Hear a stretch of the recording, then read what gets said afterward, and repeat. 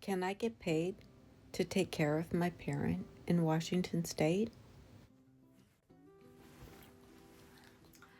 Okay, hi, I'm Tanya, and my goal is to make this video in one take, but it's probably going to be edited because I am no pro at this.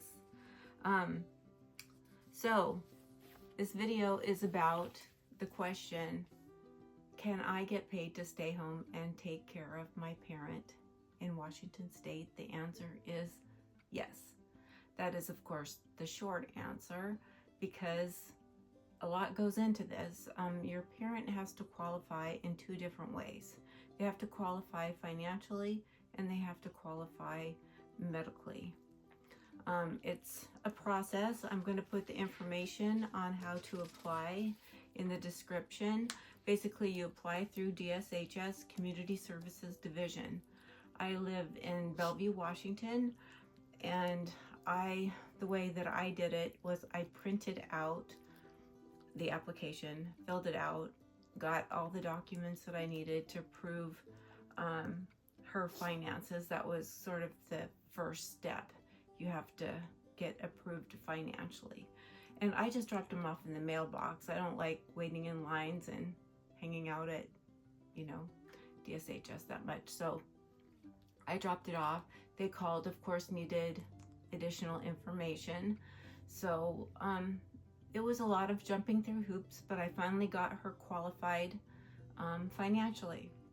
And then the next step was that she needed to qualify medically. So then you'll get an appointment with a social worker and they'll come out and do an assessment.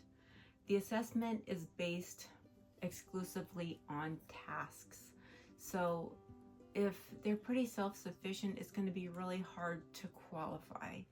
I think I started out, I think she only qualified, and we'll sometimes say I or we when it's truly her hours.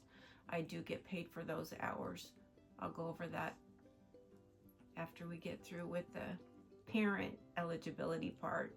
So your parent gets qualified through DSHS Community Services Division financially. You get all that together and you get approved. They send out a social worker for an assessment, and they ask a lot of questions, medical questions. This is all about the tasks or the hours that your parent needs help with. So anything from bathing, medication, preparing meals. See, I have a whole list here. There is a lot. But I started off with about 9 hours a week is all. And then that went up to 16 hours a week. And now I'm at 34 hours a week. And so now, after that first assessment, the next visits, which you can ask for a revisit or a reassessment, and that will be through an outside company. And they're basically a neutral source to determine hours. So as your parents' needs increase, you can get more hours. So I'm about a year into this. I'm now getting paid for 34 hours a week to stay home and take care of my mom. Is it as much as I made working full-time? No way, not even. But we make it work. My mom's got her Social Security check, and I have my check and I'm a live-in caregiver. So that's the whole other area. So mom's qualified. She can have in-home care for however many hours you qualify for. So you get that all set up, and then kind of right as that's looking like it's going through, you go to Consumer Direct. Consumer Direct, I will also list the information for them in the description, because I'll also add that in somewhere in this video. So through Consumer Direct, you apply as the caregiver. Once mom's qualified, you're going to apply as the caregiver.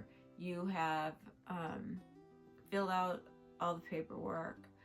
You don't need to have a lot of experience or anything like that. You just can't have a record. So they do the background check, do all of that. You get qualified. Then you have to take about 30 hours of training. I had to go down to Seattle just one time for in-person training for assisting, basically helping people get up, get down, all of that. So, and that was like about a couple hours or something down in Seattle. But other than that, it was all online. There's continuing education. You're in a union. There's retirement. I haven't really gotten much of the benefits. I just now qualified for the additional hours. So, but there are some benefits and things like that. So the answer is yes, you can stay home and get paid to live with and care for your parent. I believe you can also do it living outside of the home, but I can only speak to my experience and give you the information. So also, in case anybody's interested, I wanted to give you the nuts and bolts first, but if anybody's interested, I can tell you our story of how this all happened, because I'm sure y'all can relate or you wouldn't be here. And that is that I was living over in eastern Washington on my little farm with my horse and my animals, and my dad took a turn for the worse again, and I was driving back and forth every weekend trying to do as much as I can to help out with my dad, and months went by and my dad did finally pass away. At the same time, we had been noticing memory issues with mom, and those have continued to get worse. Initially, I sold my little property and I decided to come over here and take care of my mom. I was working full-time. I got a full-time job over here on this side in Bellevue, and I was working full-time, and it was mostly financial. Unfortunately, my dad's pension died with him, so they took some golden retirement from Boeing back in the day that seemed like a good deal at the time, but actually turned out really not to be in the long run. So that's why I'm here, taking care of mom financially in the beginning. So as time went on, it was becoming increasingly clear that my mom's memory was failing. She's had numerous tests, neurologist tests and all of that, and so she has a form of dementia, and it's continuing to get worse. So the tasks are going up. As the task goes up, she qualifies for more hours, so you qualify for more hours. It's not great pay. I think it starts off in the 20s, early $22 an hour or something like that. It is a union job, so there are increases. There's PTO, retirement, things like that. It's all done online. I have never met one person that works there. It's a little bit tricky to navigate. I've never had this sort of online job before, or at-home job. So it's a little tricky to navigate, but if I can do it, anybody can do it. I'm 60 years old and I'm not super tech savvy, but I got through it, and so can you.